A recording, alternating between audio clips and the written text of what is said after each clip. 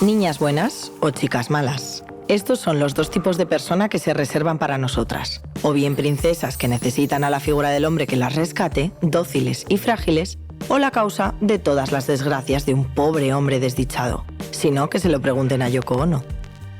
Por otro lado, están todas aquellas mujeres que para salirse de lo que la sociedad tenía reservado para ellas, se dedican a replicar lo peor de la masculinidad más tóxica.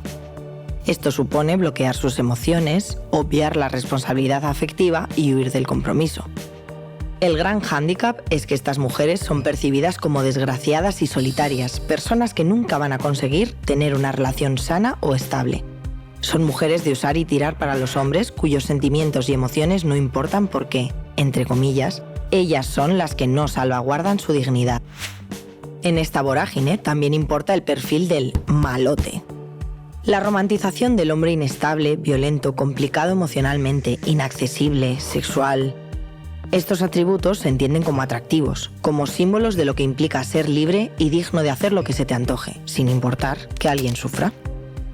En nuestro imaginario, las mujeres poderosas han sido percibidas como perversas y competitivas. Toda princesa tenía su madrastra, toda buena chica a una mala mujer dispuesta a pisarla para conseguir al malote de turno. Y con todo esto, hoy abrimos esta escuela de calor para hablar de chicas malas, porque la realidad supera con creces a cualquier ficción. Empezamos. Mito 18. Hasta ser malas parece decisión de otros. Pero, ¿y si te decimos que la maldad también nos pertenece?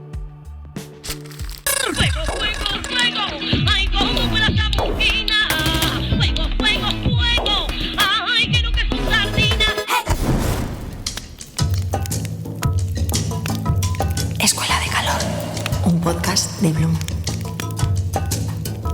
Bienvenidas un día más a un episodio de Escuela de Calor. Además, hoy tenía muchas ganas de invitar a María Oliver, que es investigadora, experta en bandas y autora de Latin Queen. Bienvenida, gracias por estar con nosotras. Muchas gracias por la invitación.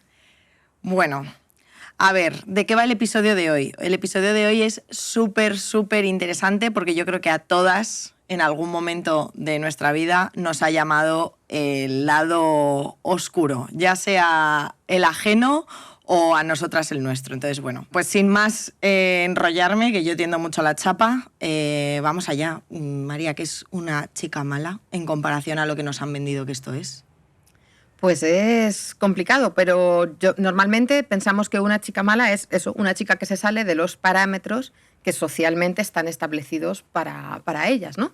Una chica mala es una chica, por ejemplo, una chica violenta o una chica que utiliza en según qué momentos o en según qué situaciones la violencia, ya sea como forma de defensa o como algo que ella considere defenderse, o simplemente, o en muchos casos, alguien que hace comportamientos o que tiene comportamientos que tenemos bastante normalizados en los chicos, pero que cuando lo hacen ellas se están saliendo de todo el rol, ¿no? De todo el estereotipo que está marcado. Incluso podemos hablar a veces de malas mujeres, ¿no? De las mujeres malas, que siguen siendo las que se salen del estereotipo, pero además simplemente son las que es que no quieren seguir sometidas o las que no quieren seguir cumpliendo patrones que se nos han impuesto y que nadie nos ha preguntado por ellos. Porque al final creo que a todas o a la mayoría se nos educa como en una moral, ¿no? Y de lo que se espera de nosotras y ser buena y bueno, pues a tu hermano, bueno, pero a ti, hombre, ¿cómo puedes hacer eso? Hombre, es que tú eres una chica o es que tienes que ser buena.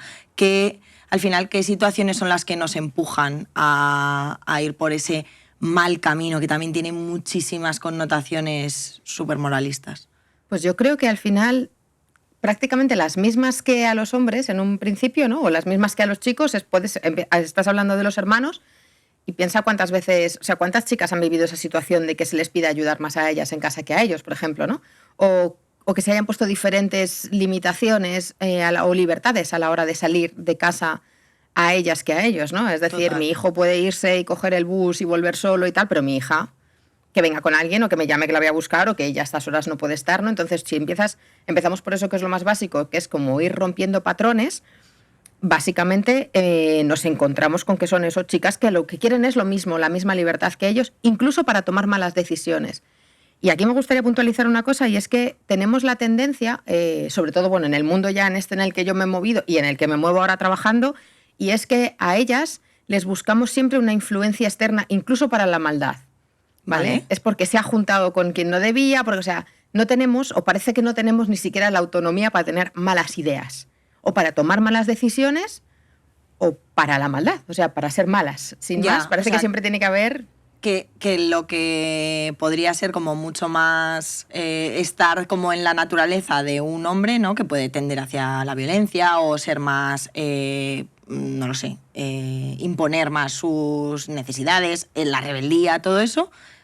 Para que nosotras vayamos por ese camino es que alguien nos está afectando, alguien nos está influyendo. Eso es. Ni siquiera somos lo suficientemente... No tenemos la personalidad, claro, ¿no? Para ir por el mal camino. Que en nuestra naturaleza parece que eso no estuviera, ¿no? O sea, partimos de la base absoluta de esta diferencia no biológica, que es la que nos da un cuerpo diferente a cada uno, sino esa diferencia pareciera, no sé, eso, del alma o algo similar, que hace que las chicas crezcamos buenas, sanas y tranquilas por un lado, y que los chicos siempre andan teniendo malas ideas y obviando toda la parte de la socialización. Entonces parece que cuando hemos hecho algo malo, cuando nos convertimos en chicas malas, la culpa tiene que ser de otros en masculino en general, porque a nosotras eso no se nos puede haber ocurrido solas.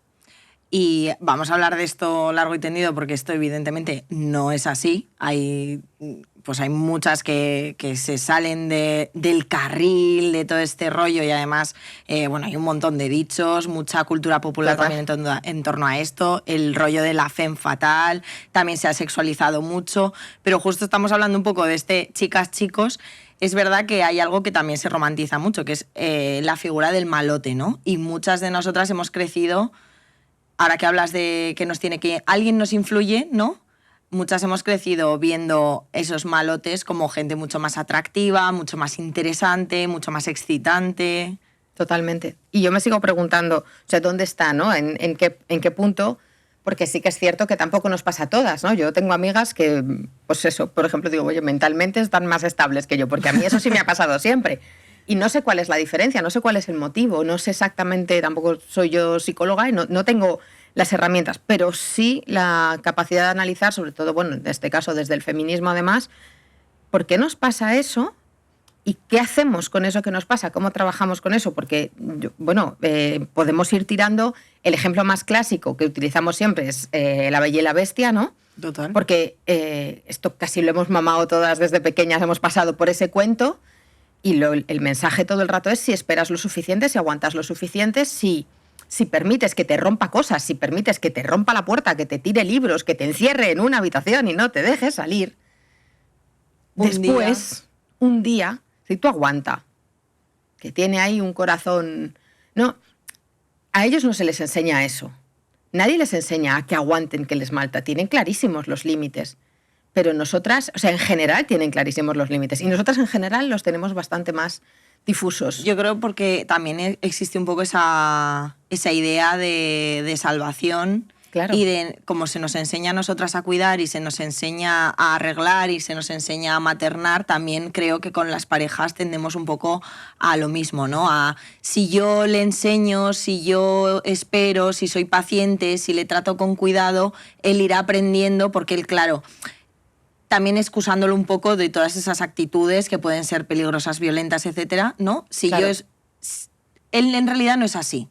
Es que está mal. Sí, eso es. O yo es que he hecho algo y entonces hasta nos Totalmente. culpamos un poco. De hecho, fíjate, si lo juntamos con lo de antes, nosotras no tenemos, como mucho la excusa que tenemos para ser malas o para portarnos mal es que hemos tenido una mala influencia, pero de naturaleza somos buenas. Y algo se nos ha... Y ellos simplemente es que, oye, nunca están pasando un momento bueno. Por lo que sea, siempre es eso, siempre está pasando algo, o yo he hecho algo que no debía, o es que el pobrecito tiene mucho estrés en casa, o tiene mucho estrés en el trabajo, o es que tal, o es que no le salen bien las cosas, o no tiene trabajo. Siempre hay una motivación. Excusa para la violencia y para... Exactamente. Y para el maltrato, ¿no? Que ya no estamos hablando ni siquiera... es el extremo, ¿no? de la violencia física o psicológica, sino simplemente el que te trate mal, que no sea una persona... amable contigo, que te deje en el segundo lugar, que todo ese tipo de cosas siempre las justificamos de un montón de maneras y están romantizadas y están mostradas y se ofrecen como modelo de cómo, no solo de cómo nosotras tenemos que comportarnos con ellos o de quién nos tiene que gustar, sino también es un modelo de masculinidad. No, total. Y eso, o sea, también lo tenemos que ver porque al final la diferencia es, claro, que ellos están mal educados aquí, nosotras mal educadas aquí, y al final nosotras lo sufrimos más, pero ellos también.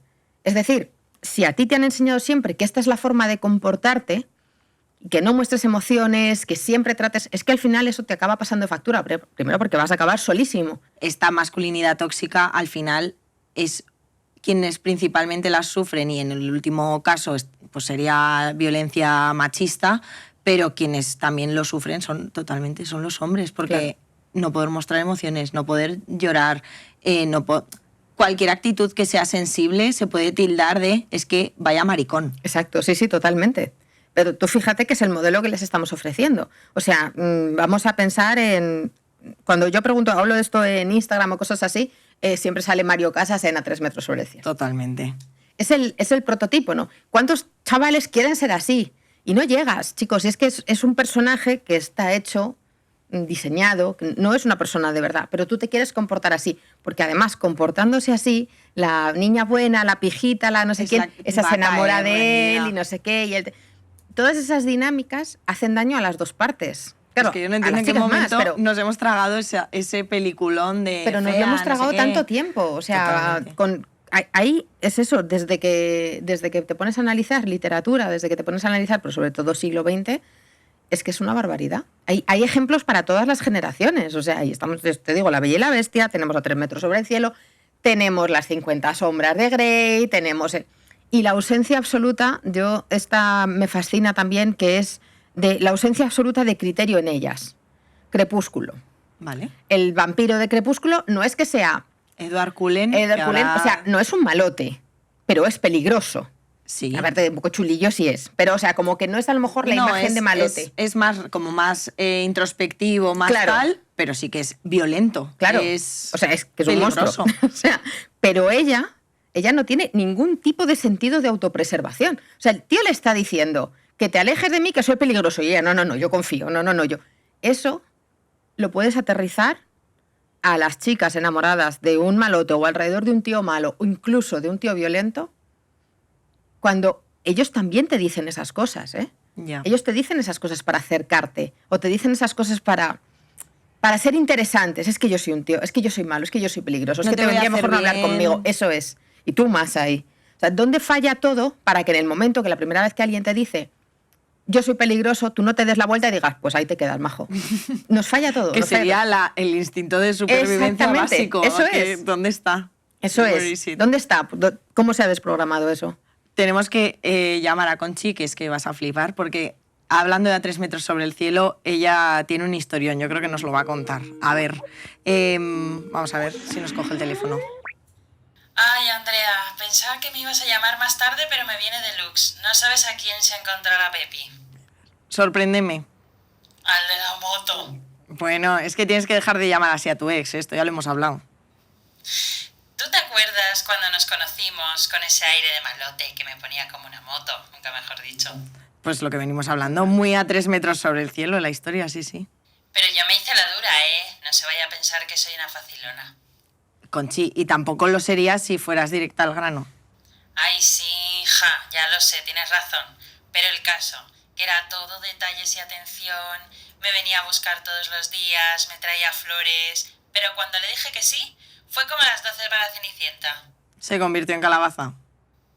Y tanto.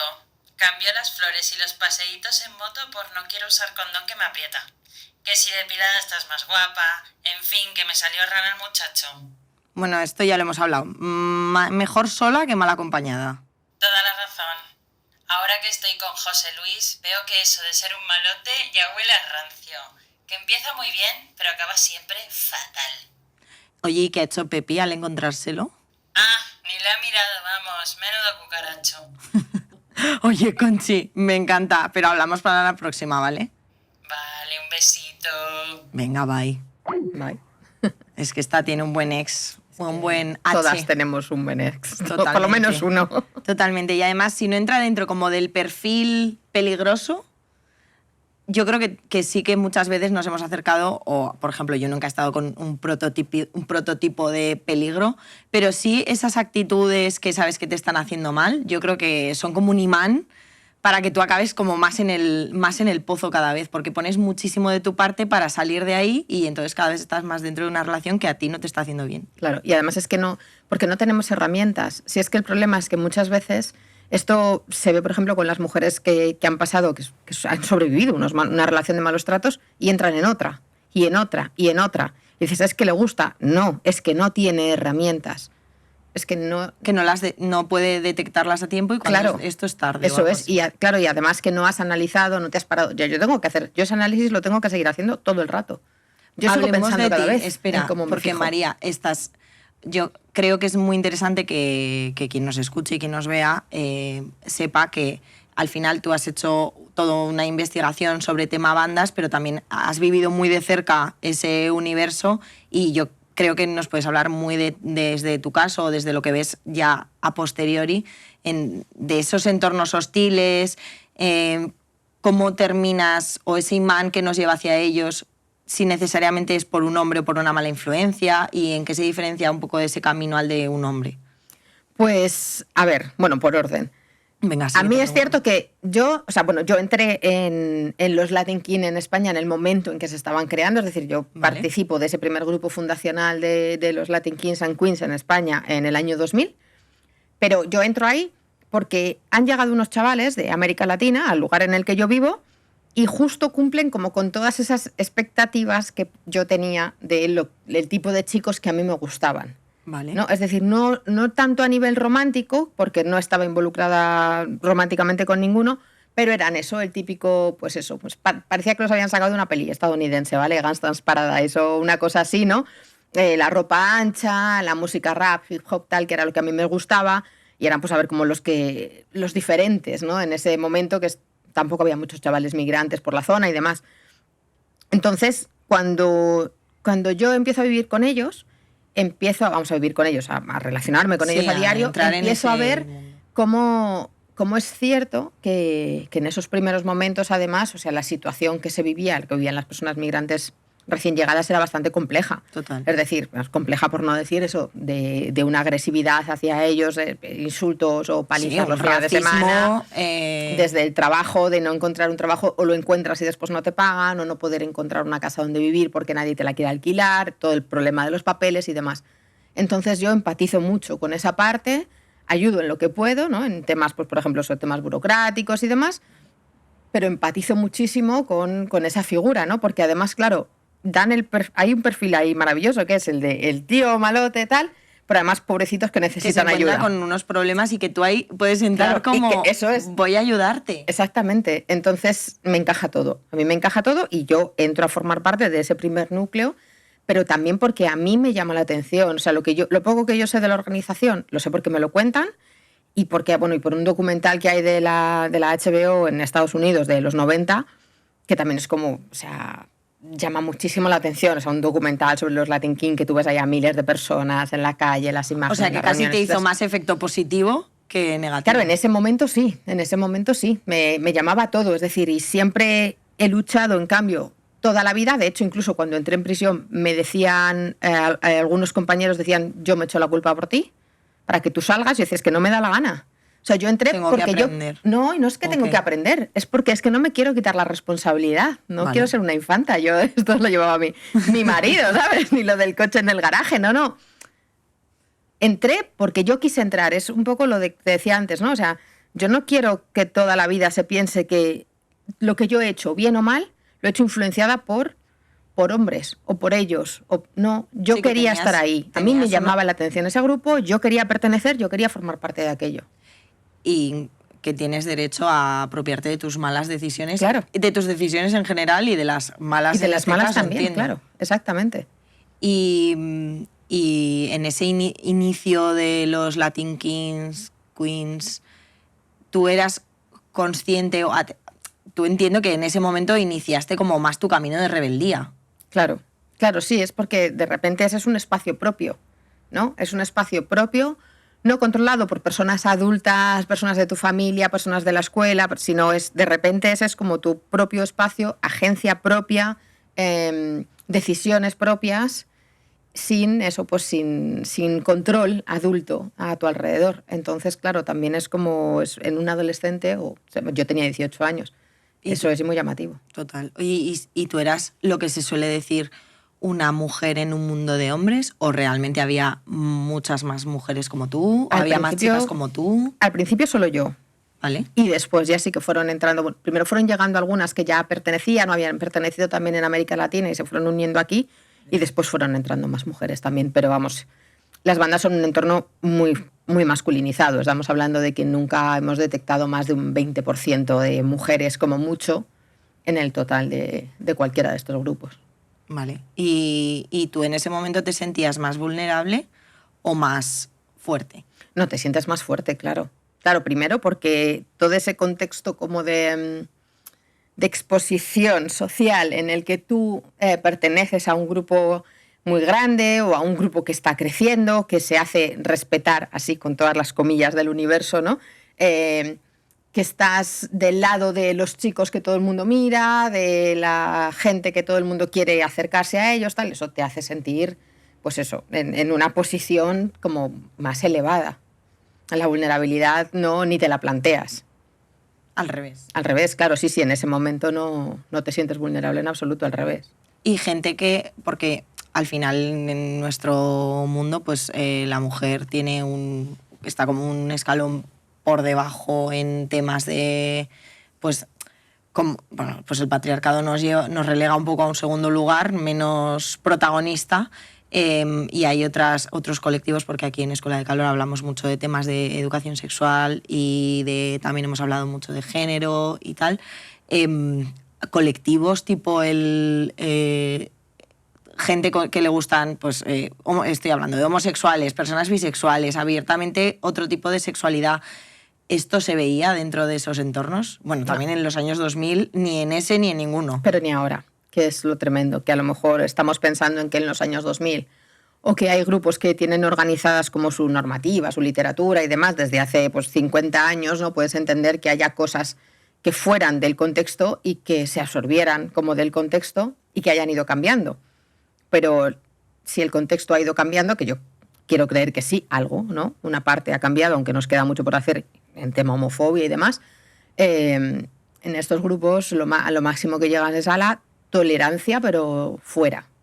Sí, no es parte dentro del grupo. Es inadmisible completamente, vamos. De hecho, el único caso que yo he conocido abiertamente, por supuesto, de una persona, un chico que fuera gay y estuviera en el entorno de uno de estos grupos, estaba en el entorno y relegado otra vez con las mujeres, porque es el lugar, vale. el único lugar al que podía pertenecer. Era medio peligroso, no era... Totalmente, sí. No estaba al nivel, Dios mío. Y tú en tu libro hablas de ese ascenso, caída y renacer, y yo creo que merece la pena también entenderlo, porque estamos hablando, o todo el episodio va un poco en torno a ese... cómo te atrae el concepto de masculinidad más peligrosa, la violencia, y nosotras también cómo abrazamos ese camino cuando queremos pues sentirnos un poco más poderosas, mejorar en distintas esferas. Entonces, me gustaría preguntarte al final, ¿tú cómo acabas liderando esa sección más femenina, o ni siquiera igual liderabas todo el grupo, no era solo las queens? Y ese nombre que tú te pusiste o te pusieron, cuéntanos cómo fue, cómo es ser mujer en ese mundo de hombres y gobernar en ese mundo de hombres. Pues tiene dos partes. O sea, te empiezo por el final, que es la parte del nombre. Lo de la madrina viene porque es el título que se le da a la primera mujer del grupo en un nuevo territorio. Es decir, es algo así como, es como un título, una mención de honor, ¿no? Que siempre está ahí, porque tú fuiste la primera. Luego puedes tratar o no de hacer valer ese título. Es decir, si tú lo quieres hacer valer, tú quieres poner los galones encima de la mesa y decir, conmigo no se mete nadie, y dentro de aquí nadie me da órdenes, más que los 2 o 3 que estaban allá al principio en la fundación con los que yo estaba, ¿no? Y ellos además me respaldan, y entonces yo al principio pensaba que tenía mucha más autoridad de la que realmente tenía. Lo que yo tenía era como un espejo de autoridad a nivel de grupo general, y es porque quien en realidad mandaba me respaldaba. Si él no me hubiera respaldado, o si él no hubiera dicho siempre a María hay que hacerle caso y a María hay que respetarla, dudo haber tenido el mismo respeto o haber tenido la misma autoridad dentro del grupo. O sea, que realmente era el reflejo de la suya porque él había puesto confianza ahí. Si no, no hubiera sido tan así. Con las mujeres sí, porque con las mujeres era también no tanto una cuestión de posición, sino también una cuestión de liderazgo y de carisma. Es decir, nos llevábamos bien. Siempre me sabe súper mal decirlo, pero me da vergüenza, pero siempre he tenido buena capacidad para liderar. Entonces, Vale. íbamos por otro camino distinto, nos andábamos alejando bastante de la violencia, tirábamos de ellas bastante hacia fuera de la violencia, y eso era algo que ellas también agradecían, y un liderazgo positivo. Entonces, con ellas sí que tenía esa otra forma de relación que con ellos no. Con ellos tienes que ser más masculina, o sea, para que se imponga tu criterio o se impongan tus decisiones, tienes que actuar de una forma más masculina, o más masculina, entre comillas también, por supuesto, que con ellas, con las que puedes tener una relación más abierta y más cercana. O sea, al final tú eras un poco mano derecha, o ese más líder carismático que tú tenías por encima era quien te apoyaba, entonces con ellos, con los hombres, tú potenciabas ese carácter de poder masculino y lo irradiabas. Y en las mujeres, ¿cómo era? Porque me estás diciendo, nos alejábamos de la violencia. Todas esas cosas que se entienden por una buena mujer se mantienen hasta en un entorno que en teoría es malo. Sí. Y de hecho es curioso porque muchas mujeres llegan a estos grupos huyendo de una presión en casa, de un sometimiento en casa, en los peores de los casos. En España no he encontrado tantos, pero en otros países sí, de malos tratos en el hogar o incluso de abusos en el hogar, ¿no? Y sales por este camino porque este camino es, bueno, yo voy a ser eso, voy a romper con el canon, ¿no? Eso me da cierta autonomía, eso me da cierta libertad y me da la sensación de estar adueñándome de mi vida porque me rebelo, ¿no? Entonces parece que soy más dueña pero luego llegas a estos grupos y te empiezan a decir así no debes vestirte porque tienes que ser recatada, así a tales horas no puedes estar en la calle porque va a haber problemas. Los problemas los ocasionan ellos, eso no te lo dicen nunca, por lo que sea. O sea, también existe esa, sí. esa cantinela dentro Totalmente, de un... Totalmente. Yo, de hecho, yo estuve en el grupo entre el 2000 y el 2003, más o menos, bastante implicada, cuando empezaron las peleas de bandas como tal que se han conocido aquí, ¿no? Porque empezaron a aparecer otros grupos y había violencia en la calle. Yo me empecé a separar porque con esa parte yo no estaba de acuerdo. Vale. Y después, en 2004, a finales de 2004, me vinieron a buscar un grupo de chicas para que las ayudara. O sea, para que yo me pusiera frente a ellas un poco para ir rompiendo con esas... Porque, claro, yo no los cumplía. Es decir, a mí no me vas a decir tú a qué hora me tengo que quedar en la calle, no me vas a decir como si quiero salir en sujetador a la calle, ni todas esas cosas, yo no pasaba por ellas. Pero yo tenía esa posición que ellas no. Entonces vinieron a buscarme para que yo las respaldara. Fuiste la líder rebelde de las mujeres. Totalmente. Claro, y de hecho entonces, sí, estuvimos haciendo eso pues poco a poco, separándolas a ellas un poco de esas dinámicas y permitiéndoles su propia autonomía, cometer sus propios errores y elegir un poco su propio camino. Y entiendo que, bueno, me estás contando un poco también cómo te alejas de la banda y entonces ese grupo que te viene a buscar os termináis como llamando las reinas, ¿no? Claro, o sea, es que todas las mujeres que pertenecen a los Latin Kings, o sea, son los Latin Kings, los miembros masculinos son los reyes y los miembros femeninos son las reinas. Vale. Pero lo que estábamos ya un poco, la idea era separarnos completamente. Es decir, éramos tan ingenuas que habíamos preparado hasta comunicado de prensa y todo, en plan de... Nosotras queremos dejar claro que queremos seguir... Que es una escisión. Claro, tú quieres, no sé, te voy a poner un ejemplo de político, porque con la política lo vemos mejor. Tenemos el Partido Socialista, ¿no? Y luego tenemos por ahí a las feministas socialistas discutiendo cosas de su partido que no les gustan, ¿no? Y lo hacen en público y hacen su propia agrupación, tal... pero no se salen del partido. ¿Por qué no te sales? Dirías, si no estás de acuerdo, ¿por qué no te marchas? Esto es siempre esa discrepancia está ahí. Pero tú dices, es que también es mío y no me da la gana. Vale. O sea, no quiero ceder el espacio porque yo también he luchado para estar aquí, porque yo también siento que esto es mi familia, que esto me pertenece Y yo también creo en los principios y en las bases de esta organización. Sí, porque no te vas tú, ¿sabes? Eso es, claro. Creo que Tengo el podemos mismo hacerlo derecho a mejor. estar aquí. Exactamente. Entonces no te vas. Como mucho te alejas y te mantienes Y te firme organizas. eso es, a aquello por lo que tú has entrado y por lo que tú has creído. Y con las mujeres eso funcionaba muy bien. Es verdad que hace falta un liderazgo, pero no ha sido el caso de Madrid, no fue el único. De hecho, en Barcelona estaba pasando similar. La chica que lo hacía en Barcelona y yo nos lo hemos contado hace unos años. Y hubiera probablemente funcionado bastante mejor porque al final, cuando ya te escapas de esas dinámicas de masculinidad, se tejen unas redes bastante bonitas y mucho más colaborativas en general, porque no estás sometida, cuando dejas de estar sometida a ese foco de la violencia o a esas dinámicas de violencia, puedes escapar más fácil de ellas porque a ti no te han educado en eso. Entonces, de ahí puedes tirar, ¿no? de esa educación diferenciada para evitar la violencia. Vale, o sea, es lo que hablábamos un poco, que al final tu contexto y todo lo que has aprendido a lo largo del tiempo, al fin te termina condicionando tu forma de actuar. Y Claro. entiendo que esa red estaba formada por mujeres que todas habían crecido, Claro. aunque hubieran salido del camino correcto, ¿vale? Esta idea así como muy arcaica, Sí, sí. pues sí que Pero lo teníais tienes cosas ahí. en común. Claro, exactamente. Y bueno, al final a ti te detuvieron. A mí Aún me así, detuvieron. te Aún así. detuvieron. Y porque seguías perteneciendo a los Latin Kings y Queens, y entonces ingresaste en prisión. Y se ha Así es. hablado mucho de las cárceles de hombres y siempre parecen entornos súper tal, pero a mí me gustaría aprovechar que has venido a hablar y te agradezco mil que nos cuentes tu historia. ¿Cómo es ese momento de entrar en la cárcel? Tú llegas, ¿tú lo sospechabas que iba a pasar? No, para nada. No, o sea, estaba comprando, o sea, había bajado al supermercado a por huevos y tal para hacerme el desayuno. Wow. Me detuvieron dentro del supermercado, porque también, señores guardias civiles, hay que ser cabritos. Estaba en la puerta, me podían pero no, entraron detrás de mí y me sacaron del supermercado en mi pueblo, que es que al final era bueno. Guau. Y no, la verdad es que no me lo esperaba. Sí me esperaba, nos esperábamos que en algún momento hubiera detenciones, pero yo no me esperaba que me fueran a detener a mí, porque yo no había cometido ningún acto violento, no había estado nunca implicada. En Madrid ya había habido alguna muerte, ya había habido peleas muy duras y yo no había estado nunca en esos momentos.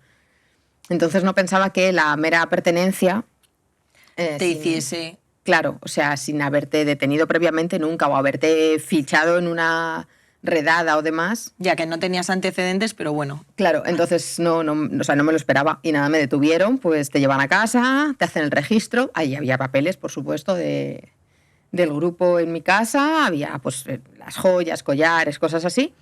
Y nada, pues 2 días de calabozo, pasas a declarar ante el juez y a la cárcel, a Soto, en mi caso. Bueno, en Madrid normalmente si te detienen vas a Soto lo primero. Vale. Y en la cárcel, ¿con qué te encontraste? Porque al final es verdad que entiendo que es un sistema, pues el sistema penitenciario también es un poco opaco. Sí, muchas bastante. veces no se sabe qué pasa dentro, pero es verdad que bueno, pues en España no es como en Latinoamérica, como en Estados Unidos. ¿Tú ahí también tejiste tu red? ¿O para ti fue un shock y esto lo llevaste fatal? No sé cuántos años estuviste. No estuve mucho tiempo. Estuve 6 meses. Vale. Estuve en preventiva. No tejí red porque estaba en aislamiento. Hostia, vale. No había luego. por dónde. Entonces estabas sola. Sola. Wow. Detuvieron a 14 personas, a mí la única mujer. Y entonces nos metieron por alarma social en régimen de aislamiento, bajo un fichero que se llaman ficheros de internos de especial seguimiento, que son, bueno, pues en general presos de terroristas o demás. Entonces yo fui al módulo de estas personas que cumplen con esas condiciones. Tú tienes que estar en prisión en primer grado, que es como el régimen más duro de prisión, ¿no? Pues con menos no puedes posibilidades. pedir permisos. Ahí en ese momento no. Y en Soto del Real, como no hay un módulo de primer grado para que cumplan las mujeres, te llevan a aislamiento.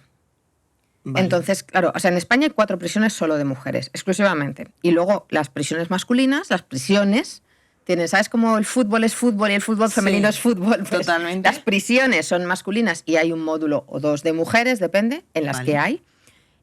pero no hay para cumplir en primer grado. Entonces, si estás en primer grado, pues aislamiento. Directamente aislamiento. Así que nada, estuve un par de meses en aislamiento, con suerte 21 horas de celda y 3 de patio sola también. Y luego me pasaron a Brieva, que está en Ávila. Brieva es una prisión de mujeres, conocidísima en España porque allí cumplió Urdangarín su condena en un modelito que le cerraron para él. Y es allí, bueno, pues sí, allí sí que fui, no haciendo red porque no es tan... O sea, no generas las mismas relaciones, pero bueno, sí que me dice, pues amiga de una mujer que trabajaba en nuestro economato, entonces ella venía unas horas al economato, tenía ahí su radio, ponía su musiquita y yo pues me apoyaba allí en la ventana y hablaba con ella. También con una presa vasca que tenía una condena pequeña y que estaba allí durante, pues llevaba allí unos años, le quedaba poquillo para salir y pues gente con la que tienes que hablar o con la que yo pude conectar y con ellas dos, de hecho, sobre todo, pues las personas con las que yo podía hablar sobre todo para no volverte loca. Y esto, claro, a la cárcel vivimos en una sociedad como muy punitiva de si vas a la cárcel es que has hecho algo malo y entonces eres mala. Malísima. ¿Tenías algo en común con esas mujeres? ¿O tú te veías reflejada en algo de lo que ellas hacían? Sobre todo, o sea, un poco en la cuestión de la toma de decisiones, ¿no? Es bueno, hemos tomado ciertas decisiones, ¿no? Hay un libro que se llama Carne apaleada, que me recomendó una compañera mía en un club de lectura, que tiene una frase que dice, son mujeres que tuvieron que elegir y eligieron. Y al final, bueno, pues has tomado malas decisiones y tienes que tirar con tus malas decisiones, ¿no? Y en ese caso, con ellas un poco lo que más tenía en común sobre todo era la idea de hemos tomado malas decisiones, tenemos que cumplir con la parte que nos toca, pero no queremos seguir con esta vida más allá de este momento en el que nos está tocando vivir ahora. Entonces, a lo mejor por eso conectábamos también un poco más, de decir, bueno, cuando salgamos de aquí sigue habiendo vida y... Y hablemos de ese salir, ¿no? Para ti entiendo que esa es la parte del renacer. Cuando sales, ¿tú qué haces? ¿Cortas? Yo te diría que no. ¿Vuelves? No es Todavía no. ¿Sabes por qué? Porque parece que dices, bueno, has entrado en la cárcel, has tocado fondo, sales, ya está, venga, ¿y qué va? O sea, yo he estado, después de entrar en la cárcel en 2006, yo he estado de procesos judiciales hasta 2010, un poco más, porque fue un juicio, se suspendió ese juicio, hubo que repetir el juicio, luego hasta que sale la sentencia, luego recurres. A mí me pusieron 2 años de condena, ¿vale? Pero he estado arrastrando consecuencias judiciales hasta este año, hasta abril de 2023. Me detuvieron en 2006 por 2 años de condena, que no he matado a nadie, ni siquiera. Tengo 2 años de condena por asociación ilícita. O sea, como son, ¿qué? 16 años. Ahí tirando de... Claro, es que es mucho tiempo. Entonces, cuando sales, tampoco sabes qué hacer. Porque el problema es, primero, no puedes hacer muchos planes porque de todas maneras estás esperando el juicio, estás esperando una sentencia. Ya cuando sale el primero y son 2 años y luego mandan repetir, pues ya sabes que, bueno, ya no vas a... Solo te van a meter como mucho esos 2 años, o eso es lo que parece. Pero sigue siendo, no quieres que nadie sepa quién eres, no quieres que nadie sepa qué es lo que has estado haciendo o que has estado en la cárcel, entonces al final te cuesta recuperar la vida. Y eso es como más difícil de explicar porque no hay cómo ponerlo, o sea, blanco sobre negro. Es decir, he estado en prisión y ahora soy otra persona. Por eso, porque el estigma de haber estado en prisión pesa muchísimo. No, claro. Entonces, a mí, yo te diría que hasta que no empiezo casi a trabajar en la universidad y demás, no empiezo a ponerme de pie otra vez.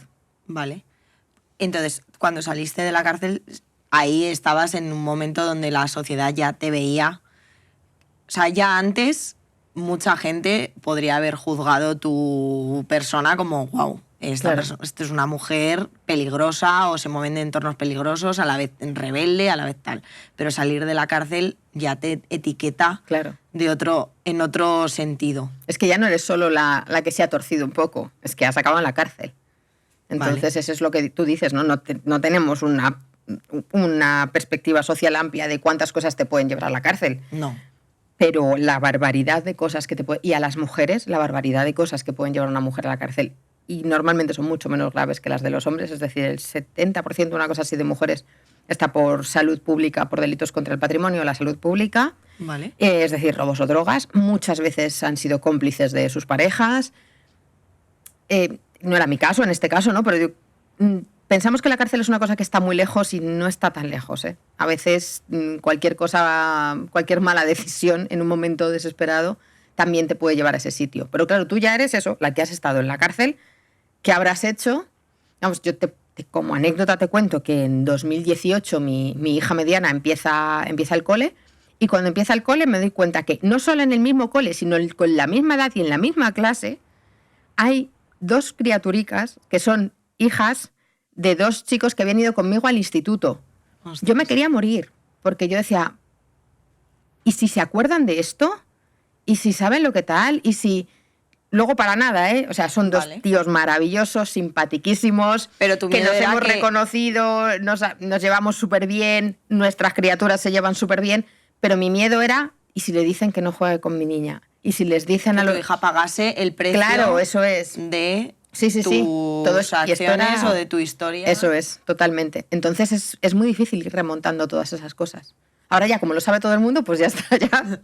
Ahora ya vienes a hablar es otra de cosa, ello. claro. ¿Y en qué momento decides, vale, la universidad, yo voy a estudiar, yo creo que tengo algo que decir, además creo que puedes aportar muchísimo valor en esa parte más de investigación desde dentro, pero en qué momento pasas a poner en el centro este mundo más de, bueno, pues estudio sobre el tema de las bandas? O sea, cuando salí me puse a estudiar, yo soy graduada en estudios ingleses, que es lo que antes era la filología, sí. Después hice un máster en formación del profesorado, y después un investigador, Carles Feisa, que es un investigador que ya había estado trabajando con el tema de las bandas casi desde el principio que llegan a España, y que me había entrevistado a mí antes de mi juicio y demás, saca adelante un proyecto con una financiación europea, un proyecto muy grande, que se llama Transgang, y está buscando investigadoras locales de cada territorio, porque es un proyecto que se desarrolla en las Américas, en el sur de Europa y en el norte de África. Vale. Y entonces yo aplico a ese puesto para ser la investigadora de Madrid, porque ya conozco el contexto de las bandas, tengo la experiencia propia, además, bueno, ya he hecho la carrera, ya he hecho el máster, tengo una formación universitaria también suficiente para aplicar, y entonces me dan ese puesto porque cumplo con los requisitos, ¿no? Para, pues eso, quién va a conocer o poca gente conocerá mejor, ¿no? El mundo que alguien que ha estado dentro, y a partir de ahí pues empiezo a hacer como el camino un poco a la inversa, pero también como hacia adentro, el investigar el fenómeno de las bandas y el investigarme un poco a mí misma también cómo he llegado yo aquí o como algo que también es parte de mi historia. Vale, jo. No quiero perder la oportunidad de volver un momento atrás a ese momento cárcel donde tú estabas en aislamiento y luego no sé si te cambiaron, pero ¿cómo es ser mujer en el sentido de momento regla, momento, pues oye, síntomas de algo? Es que en las pelis parece que, yo qué sé, que es como me voy a quedar embarazada para salir antes, o todos estos mitos. ¿Cómo es esa parte más de cuidarte en una cárcel? ¿Lo puedes hacer? ¿O son muy, muy masculinas también en ese sentido? Muy masculinas. Mira, un ejemplo práctico. Normalmente no. Una vez al mes te dan como un paquete de higiene, ¿no? Que tiene, bueno, pues, vale, 4 rollos de papel higiénico. Por ejemplo, el paquete de higiene es el mismo para hombres y para mujeres. Pero tú, esto así hablando en plata, ¿no? Tú vas al baño y a mear cada vez utilizas papel higiénico, ellos no. Entonces, claro. Vale, pues ahí hay pero tenemos el mismo. Te dan, bueno, pasta de dientes, te dan unas compresas de estas que son, o sea, con disculpas a la Tena Lady, pero cuando la Tena Lady era una cosa así. Un pañal te dan. Un pañal, eso es. Y te dan pañales para, y es la única opción. Y no tampones ni... Lo puedes comprar, pero claro, lo tienes que comprar. Y eso implica que tú tengas dinero o no. Hay muchas mujeres que no tienen dinero, los recursos, los medios, ni la familia. Entonces, si no quieres ponerte un pañal 6 días al mes, pues te lo tienes que comprar tú. Luego, por ejemplo, te dan preservativos, pero preservativos masculinos. En las prisiones de mujeres hay muchas relaciones lésbicas, pero preservativos femeninos no hay. No hay. Ni te dan, por supuesto, una barrera bucal, ni nada. Nada por el estilo. Exactamente. Claro, a eso me refería con los preservativos, ¿no? O sea, claro. Entonces, claro, que son entornos completamente masculinizados. Y los recursos, que ya son muy escasos, pues si encima las mujeres son un porcentaje, somos un 7-8% de la población reclusa, pues ¿cuántos recursos se están destinando? La atención médica es muy complicada, cuando la hay. A los fines de semana allí no hay médico, que te saquen a un hospital es complicadísimo. los fines de semana normalmente no hay médico, por lo menos en Briva, donde yo estaba. Si te tienen que llevar a enfermería, te tienes que estar muriendo normalmente, y básicamente es irte sacando del paso. Las mujeres empastilladas con a nivel sistema. ¿O a qué? Eso es. Con antidepresivos, con calmantes, con relajantes, con tales, porque estás tranquila, ¿no? Y si estás tranquila, pues molestas menos. Ya. Entonces, si en la sociedad en general las mujeres consumimos muchos más antidepresivos, calmantes y demás que los hombres, pues en prisiones, no sé cuántos consumen los hombres, pero lo de las prisiones es brutal, claro. Ahí sí que hay bastante dispensación, quiero decir. Sí, o sea, ahí de no hay eso problema. no hay carencia nunca. De hecho, lo necesitas. Es que te lo preguntan al principio. ¿Necesitas algo para dormir? ¿Necesitas algo tal? No necesito nada, no quiero nada, yo no quiero depender. Pero claro, estás hablando de mujeres también que en muchos casos vienen de contextos de drogadicción, o que eran drogadictas, son drogadictas y demás. Y así estás, pues eso. Claro, no hay más que parches, pero no hay terapias a largo plazo y con suficiente personal para que esto funcione, para que dejes... Así que, claro, pueden ir dejando las drogas, tienen la metadona, pero no hay un trabajo sistemático que realmente ayude. Y a nivel médico ya te digo que lo justito para que no te mueras. Las internas todos los meses les dan un lote higiénico, bueno, igual que a todos los internos, que consiste en 2 o 3 rollos de papel higiénico, jabón, de ducha, champú, pasta de dientes, mascarillas de afeitar, preservativos y lubricante. Además, a las internas se les da compresas, de las compresas estándar. Un paquete de compresas todos los meses. Luego, aún así, si necesitan más artículos, necesitan más productos, existe un pequeño supermercado que se llama Economato, donde venden compresas y bajo pedido suelen tener Tampax y Salva Slip. Bien es cierto que son artículos con un precio elevado. Aquí traen productos con el precio que hay en ese momento en el mercado, que provoca este elevado precio, que las internas no lo compren, porque ese dinero pues lo tienen que gastar en otros productos que necesiten más. Hay que tener en cuenta que en la prisión las internas no tienen acceso a comprar nada más que los productos que se les ofrece desde la propia institución.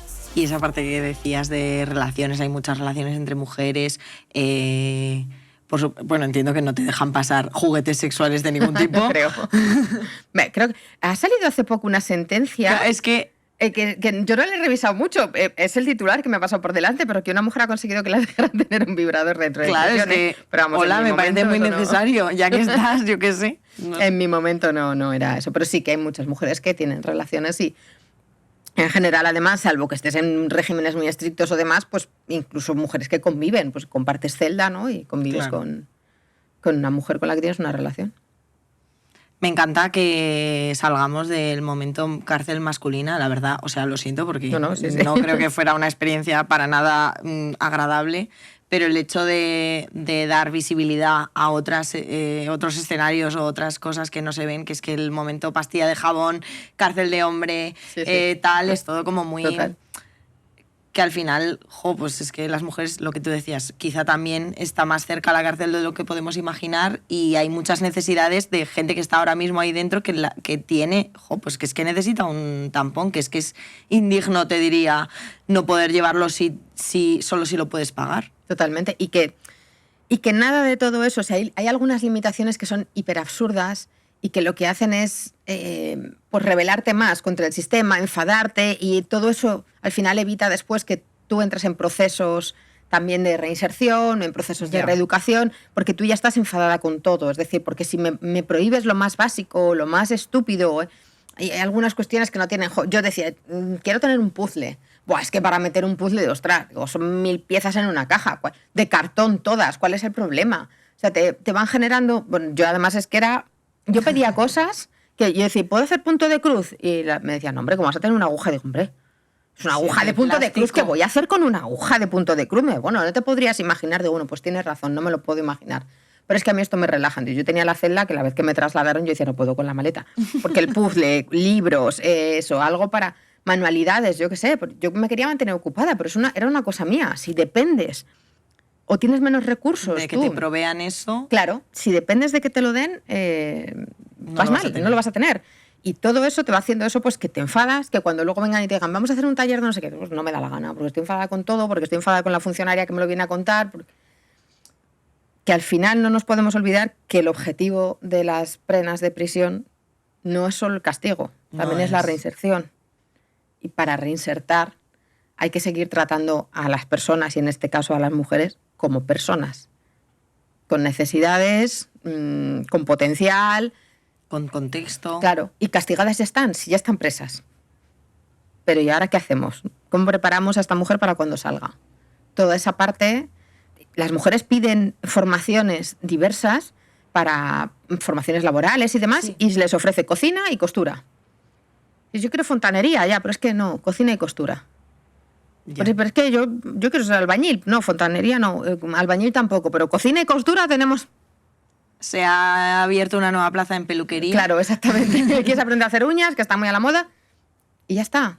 Y entonces, claro, es que ahí también te siguen todo el rato recordando que Los roles de Eso género, es, lo que tú puedes hacer. Ya. y lo que se espera de ti cuando salgas también. Y enlazando con esa parte de discriminación, de transgang, de que a ti te llaman estando desde dentro, ¿a partir de entonces has vuelto a tener relación con las bandas o solo desde el punto de vista más de como investigadora? Bueno, claro, he tenido relación desde el punto de vista de investigadora, pero al final es difícil separar, hay líneas muy borrosas ahí. Al final, yo ahora he estado trabajando durante 5 años en Madrid, ahora hemos terminado con Transgan y nos han dado un nuevo proyecto que se llama Youth Lab y que es como una especie de consultoría, ¿no? Trabajamos haciendo talleres y tal con jóvenes en institutos, damos formación a personas que trabajan con estos menores. Y entonces, claro, yo durante el tiempo que estuve en Transgan, de 2018 a 2023, he trabajado con bandas, con todas las que he podido trabajar en Madrid, y he tenido relación diaria, y porque al final de eso se trata un poco, se trata de hacer la investigación, lo que hacemos es una etnografía, que es hacer investigación cercana, es estar con los grupos, involucrarte eso otra es, vez. acompañar, siempre por supuesto dejando claro que eres una persona que está investigando, dejando claras las líneas de las cosas que tú puedes hacer y las que no puedes hacer. Y sobre todo también los chicos y las chicas de estos grupos tienen muy claro siempre quién eres y por qué estás allí, y eligen qué te cuentan, qué no te cuentan, en qué quieren que participes, en qué no, y siempre esas líneas las ponen ellos. Y luego lo que hacemos es ir construyendo un poco un relato también desde el punto de vista de los propios chicos y chicas que están en estos grupos, para después construir una realidad que sea no diferente, sino más cercana a lo que en realidad es, y no solo a lo que nos cuentan, por ejemplo, los medios de comunicación, o a lo que nos cuenta la investigación, que no se acerca tanto. Entonces, 5 años conviviendo, 5 años compartiendo actividades, observando y demás, pues te da otra perspectiva distinta, claro, pero sí, te tienes que involucrar. Lo que pasa que, bueno, tienes que mantener las líneas, pero es complicado. Claro, sobre todo cuando, en mi caso, cuando estaba trabajando con Latin Kings and Queens, pues es más complicado mantener las líneas que cuando estás trabajando con otros grupos con la que no has estado exactamente, implicada. Claro. Vale. Y habiendo estado habiendo vivido esa realidad desde dentro, desde fuera, más cerca, creo que habrá mucha gente que se esté preguntando, padres que estén escuchando este episodio, o hermanas o hermanos, ¿cómo se puede detectar o qué consejo darías a alguien? Porque yo parto de la idea, aquí, esto corrígeme si tú no estás de acuerdo, de que una banda o pertenecer a una banda tiene más carga negativa que positiva. Sí, ahora desde luego. Y es mejor no estar en una banda violenta que estarlo. Totalmente. ¿Vale? Claro, sobre todo la parte violenta, porque es decir, el grupo siempre ofrece muchas cosas positivas, pero la violencia... Por eso que hay grupos que todo, puedes estar en un grupo que no sea violento y no que eso sea una banda. Entonces, ¿cómo se puede detectar si alguien está acercándose a ese universo o si alguien está un poco más cerca de entrar en esas bandas, o cómo darse cuenta? A ver, con los chicos suele ser un poco más simple al principio, sobre todo porque hacen como más ostentación. Vale. De colores, de tal. Porque hay unos códigos visuales, ¿verdad? Hay unos códigos visuales, aunque cada vez menos, porque como ya son tan reconocidos, también se siguen menos. Pero los cambios bruscos de amistades, por ejemplo, o los cambios bruscos de rutinas, o el dejar las extraescolares, o un cambio que sea muy radical, en general no suele ser buen síntoma para nada o para nadie, ¿no? Las chicas a veces tardan un poquito más en verse porque no ostentan tanto, Pero yo sobre todo lo que diría, o sea, yo trabajo mucho con todo esto, pero sobre todo trabajo en prevención y yo sé que todo el mundo quiere saber qué hago cuando ya tengo a mi hijo o a mi hija ahí y yo siempre intento dar pautas para qué hago para evitar ese momento, ¿no? Y claro, Vale. eso no lo hago en la adolescencia, lo tengo que empezar a hacer antes, ¿no? Mi casa tiene que ser un espacio seguro y entendemos todo el mundo que nuestras casas siempre son un espacio seguro para nuestras criaturas, pero hay cuestiones como de autoridad, por ejemplo, es decir, no, el imponerte siempre porque sí o porque tú eres el padre o la madre y no dejar opciones o no dejar opción a la rebeldía o no dejar opción a la disensión dentro de tu propia casa genera muchas veces personas más frustradas o que van a buscar después la Necesitan forma. una fuga, ¿no? Eso es, una fuga, pero a la vez, como no saben manejar o no saben manejar esa autonomía, enseguida va a llegar otra persona que también les va a decir lo que tiene que hacer, que también se les va a imponer por la fuerza, ¿no? Si tú en casa gritas mucho para imponerte y si pues, tampoco se les va a hacer tan raro que luego les grite otro en la calle y se les imponga, porque además les está dando como ese pequeño espacio de autonomía y de libertad fuera de casa. Entonces, y generar lazos fuera del tejido familiar, pero que también sean seguros, es decir, el equipo de fútbol, el grupo de scouts, el grupo de, no sé, es decir, la gente grupos creyente, de amigos, los grupos de la iglesia, por ejemplo, que me gustan mucho en el sentido de que mezclan chavales de muchas edades. Vale. Yo soy atea completamente, pero no trabajo sorprendiendo, he trabajado de hecho, he trabajado con muchos grupos de iglesias porque me han llamado para trabajar el tema bandas, que también les preocupa. Y los grupos, por ejemplo, de juventud, los pongo como ejemplo porque son jóvenes desde muy pequeños hasta jóvenes adultos, ¿no? De unos 20 años, unos encargándose de otros. Eso es. Y entonces, la referencia ese del +1, de este que es un poco más mayor que yo y al que yo miro y admiro, esa referencia suele ser muy buena. Entonces, esto lo he visto en grupos de iglesia, pero lo veo en los scouts, por ejemplo. Lo veo en grupos que tienen pues, coros, por ejemplo, que a lo mejor las personas que están en el coro de juvenil, que tienen 20 años, se encargan de las que están en el coro infantil, que tienen 10. ¿No? Y entonces, esas son personas a las que admiras, o equipos deportivos, vale, en los que hay pues, gimnasia, ¿no? Y tienes las chicas de 10 y los chicos de 10 que van con las de 15, Tienes unos referentes, también son como una comunidad a la que tú te adscribes fuera de la familia y que también te ofrece muchos referentes positivos. Estos niños burbuja de casa, de niño solo, niño en casa, yo tengo 3. Yo entiendo que saber que están en casa es una paz. Te da paz. Pero no tienen que estar en casa. Yo a mi hijo le veo 3 días en casa y estoy preguntando qué pasa. Vale. Porque no le quiero encerrado ahí, ni en el ordenador, ni en la consola, ni en el móvil, ni no. ¿Dónde están tus amigos y por qué no estás en la calle? Pero es el menos de los casos. Cada vez encontramos más chavales que tardan más en poner un pie fuera. Y cuando ponen el pie fuera y se encuentran todo aquello, muchas veces no lo saben gestionar. Y hablar de todo. Porque muchas veces no hablamos de las cosas, y esto lo podemos aplicar a la sexualidad, pero lo podemos aplicar a las bandas, porque pensamos que vamos a darles ideas que no tienen o que no son cosas que son incómodas, pero si tú eres capaz de que tengan toda la información o la mayoría de la información cuando todavía tú eres la persona más importante de sus vidas, y eso deja de ser así en la adolescencia, es más fácil que esa información cuando se la encuentren fuera ya tengan un elemento de contraste. Si mi madre una ya me habló con las confianza drogas, eso es. de a ti. O sea, tú no eres una persona que no sabe que esto existe. Claro, eso Tú es. sabes que esto existe. Claro. Y cuando te lo encuentres, yo ya te habré hablado de ello. Cuando te encuentres una casa de apuestas, yo ya te habré hablado de lo que pasa con el dinero, con el juego, con tal. Y cuando te encuentres con la droga, también habremos hablado de esto ya. Tú ya tendrás una información. Y por supuesto que de todas maneras puedes probar, puedes querer, pues, pero tú tienes un elemento de contraste. Mientras que cuando nunca te ha hablado nadie de ello, es más fácil que te atraiga muchísimo más. Porque además es como un tabú. Todo lo que eso tabú. es. Exactamente. Entonces, yo sé que la gente siempre quiere saber qué hacer cuando ya. Y cuando ya, pues hay que tirar de educadores, de la escuela, y hay que buscar recursos y tejerle una red alrededor que le ayude a volver a un lado sano de las relaciones, ¿no? No enfrentar al chaval con la banda o a la chica con la banda, sino enfrentarle con qué es esto, a lo que tú estás dispuesto a hacer por esta gente con la que estás o qué piensas que te puede pasar. Vale. Y a partir de ahí hay que tejer redes de profesionales que le puedan ayudar. Pero si se puede prevenir, te vas a encontrar menos en la situación después. Mucho mejor siempre prevenirlo. Más fácil. También aplica aquí el mejor prevenir que Totalmente. curar. Vale. Bueno, pues la verdad que yo creo que son consejos súper valiosos. Creo que se pueden aplicar también a todos los temas que hemos venido hablando a lo largo de la temporada, porque es que dar visibilidad, hablar poner nombre a las cosas que pasan, enseñar a la infancia que el mundo no es lo que sucede solo en casa o lo que ellos piensan y conocen, sino que hay cosas más allá y así van un paso por delante de lo que les puede pasar. Yo creo que es súper importante. Y estamos llegando hacia el final del episodio y como en todos los capítulos, tararán, tengo por aquí nuestro papel para que escribas un mito que quieres que arda.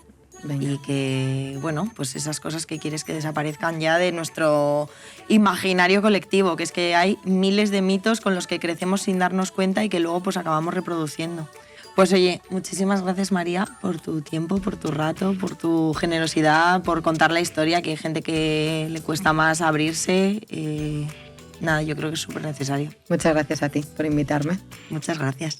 Y a todos los demás por escucharnos. Por supuesto. Y ya sabéis, no os vayáis a por el H de turno. Por favor, señoras, por favor. Busquemos otras cualidades. Busquemos otra forma de educarnos, de educar a las niñas, busquemos otros ejemplos. Que tenemos muchos, cada vez tenemos más también, ¿eh? Yo soy optimista. Yo también. Pues muchas gracias. Hola, soy Andrea Aznar. Has escuchado Escuela de Calor, un podcast de Bloom producido por Osmos Global. Puedes escuchar y ver este podcast en Spotify, Apple Podcast, iVoox, YouTube y en las principales plataformas de audio y vídeo. Puedes seguirnos en @bibloomers en Instagram y en TikTok.